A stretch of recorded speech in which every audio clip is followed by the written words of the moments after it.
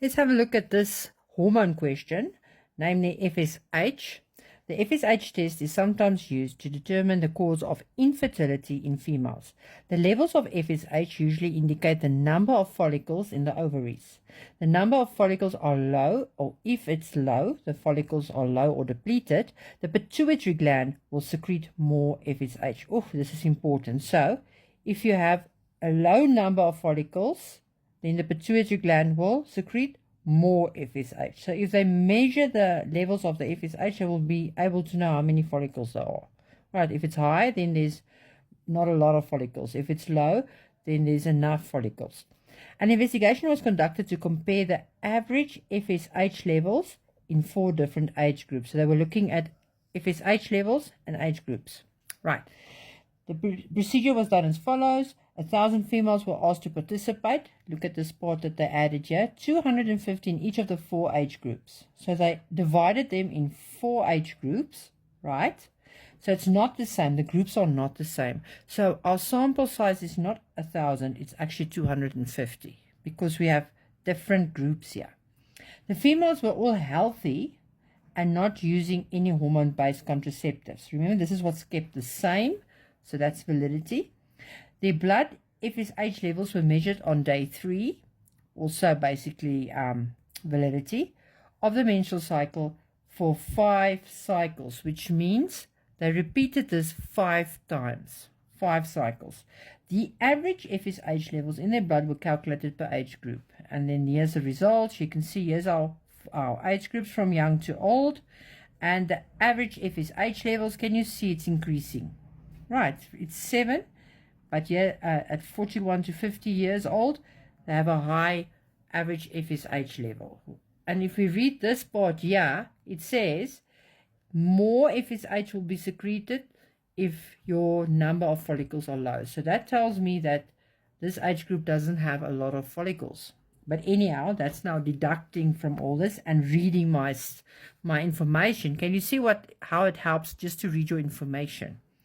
State 2 factors regarding the females that should have been kept constant during the investigation. Oh my goodness, what a whopper.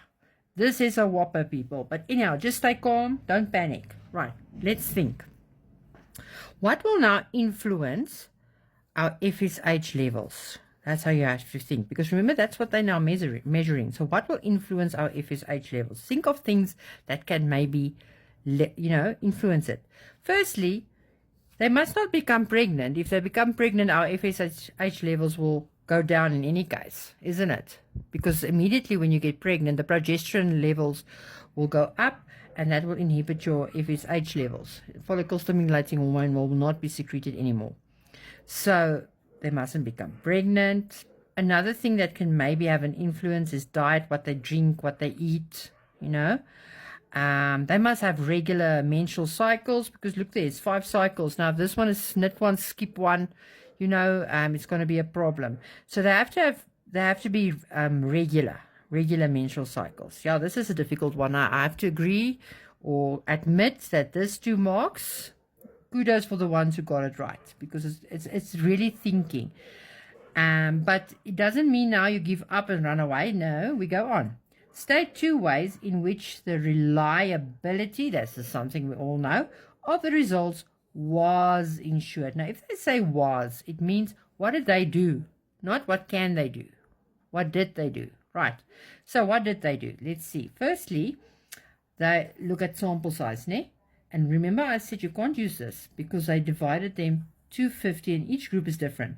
So our sample size is 250. So that's the first one. It's a lot of people, a lot of women, 250, big sample size. And secondly, they repeated it for 5 cycles. That's an easy one. That's an easy 2 marks, right? State 1 conclusion that can be drawn from the results. People, this is also easy. Just have a look at our 2 variables. The older women have higher FSH levels than the younger woman. Right. Wow, that's actually very easy. That's not difficult. 2 marks there as well. Explain why estrogen levels, now they're coming in here with the estrogen, may remain low in the blood of the female, so in this age group. So they want to know why will their estrogen levels be low. Now we have to think. We're working here with FSH levels. What secretes estrogen? What structures will secrete estrogen? It will be the Graafian follicle. Now, where have I read about follicles in this thing? There. I read there that the higher this or more FSH is being secreted when you have a low number of follicles. Right. So, they have a high level of FSH. Hence, they have a low number of follicles, low number of Graafian follicles, so less estrogen will be secreted. Can you see how you have to think? You have to think in reverse here. Just work backwards. Right. Also difficult, but if you read this, you read it with understanding, it would become easy. Okay, that's why it's so important, people, to read this. But you could have gotten this one. It's easy if you understand what you are reading. Explain why females that were using progesterone, yet another one, progesterone-based pills, were excluded from the investigation. The same reason why you can't be pregnant, in this investigation. What does progesterone do? If you have a high concentration of progesterone, it will inhibit the pituitary gland from secreting FSH. Right. And what are we measuring here? We are measuring FSH. So that means our validity, our experiment won't be valid. Because if they are drinking these pills, it's inhibiting the secretion of FSH, and that will influence your results. And now, age won't be the only factor that's influencing your results.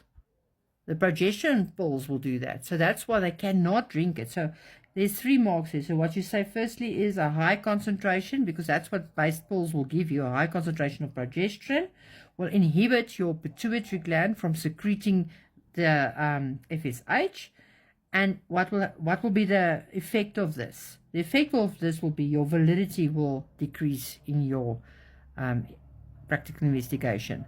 So yes, this was quite a difficult question, but I must be honest, if you just stay calm and read through all the information they give you and really look at our data, it becomes easy.